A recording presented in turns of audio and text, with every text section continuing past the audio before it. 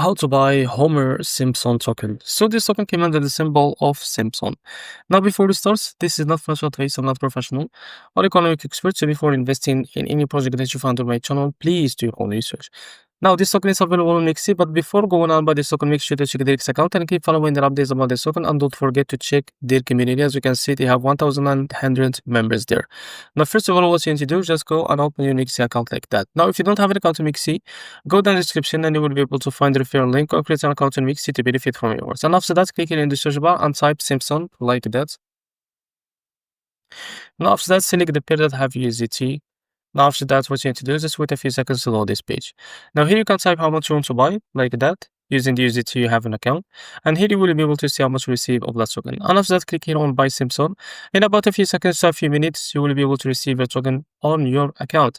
So it is as simple. This is how to buy Simpson token. If you found this video helpful, please like and subscribe. See you next video.